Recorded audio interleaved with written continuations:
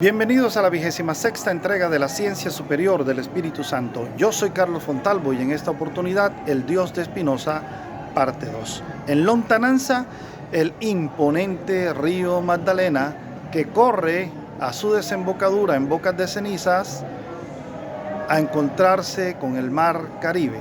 ¿Pero qué tiene que ver el río Magdalena con el Dios de Espinosa? Pues mucho. Porque el Dios de Espinosa tiene como uno de sus atributos la corporeidad. La corporeidad del Dios de Espinosa es la identificación de Dios con la misma naturaleza, es decir, que la naturaleza y Dios son prácticamente la misma cosa. Porque Espinosa establece que la sustancia es eterna y es infinita, y ahí tenemos otro de los atributos del mismo Dios. Entonces el Dios de Espinosa es, recapitulando, el Dios de Espinosa es infinito, eterno, único, omnipresente y corpóreo, que es de lo que venimos hablando. Pero Espinosa manifiesta que la sustancia del agua no puede ser dividida. Es decir, que si tú tienes, por ejemplo, un balde de agua, o en este caso el río, y tomas del río un poco en un balde o en un vaso o en cualquier vasija, pues el agua seguirá siendo la misma sustancia. La sustancia no desaparece, por lo tanto, es una sustancia que es infinita y es eterna en el sentido en que lo establece Espinosa. En realidad Espinosa no prueba la esencia de Dios, no prueba la sustancia de Dios. Él toma elementos incluso de la Biblia. Observemos cómo Espinosa llega a manifestar lo que está en Primera de Colosenses 1:16. En él fueron hechas todas las cosas. Y ya hemos visto en capítulos anteriores cómo podemos deducir la existencia de Dios a través de la existencia de las cosas creadas por él y de la naturaleza misma. Pero eso no quiere decir que ellas sean Dios, como intenta identificarlo Espinosa. En este sentido, el río Magdalena o las aguas del río Magdalena, y que él dice que son indivisibles, que la sustancia no puede dividirse, es un desconocimiento total, por supuesto, de la teoría atómica y de cómo el agua está compuesta en hidrógeno y oxígeno, y cómo podemos separar a través de los experimentos correctos el oxígeno del hidrógeno.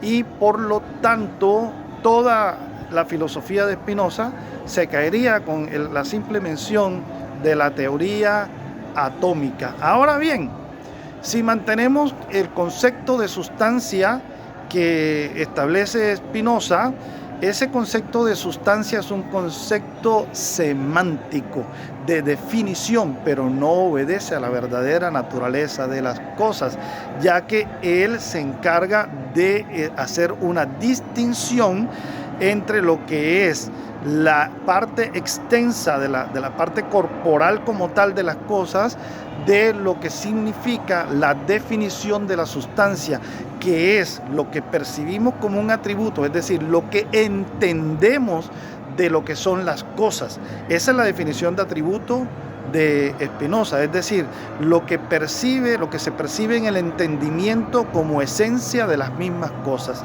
Esencia y existencia para Espinosa son lo mismo, pero también, ojo, eternidad es lo mismo que esencia y es lo mismo que existencia.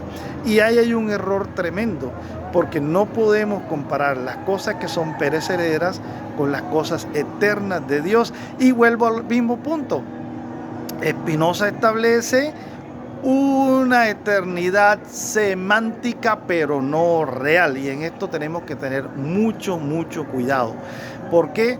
Porque Espinosa luego viene a decir que Dios es bruto y que Dios es flojo, a través de dos frases. No lo dice textualmente así, pero entendemos que eso es lo que quiere significar. Dios no tiene entendimiento y Dios no tiene voluntad. Entonces, si Dios no tiene entendimiento, ¿cómo se explica el orden de todas las cosas? ¿Cómo se explica la perfección y la sincronización? ¿Cómo se explica que la naturaleza funcione como debe funcionar? Él, a través de esas distinciones semánticas, quiere establecer un Dios que realmente no puede pensar, que no se interesa por el destino de las personas, como lo dijo Einstein, pero en realidad no obedece a una teoría realmente que se compadezca, a una filosofía, a un pensamiento que se compadezca con la realidad de la naturaleza. Entonces, en conclusión, el Dios de Spinoza es un Dios semántico, es un Dios que no existe, no es mi Dios, el Dios del cristianismo, no es el Dios que caminó entre nosotros. Aunque se hizo carne, no quiere decir que sea esencialmente carne, quiere decir también que tiene una naturaleza más allá de la carne, pero que podría hacerse carne. Y no está en naturaleza porque la naturaleza es perecedera. Mataron el cuerpo, pero el espíritu sigue y Dios es eterno, sí. Ojo, las herejías más exitosas son las que se parecen a lo original. Ténganlo en cuenta. Es decir, que entre más parecido al Dios cristiano y al Dios de la Biblia o al Dios que nosotros conocemos en Occidente, mejor funciona la herejía.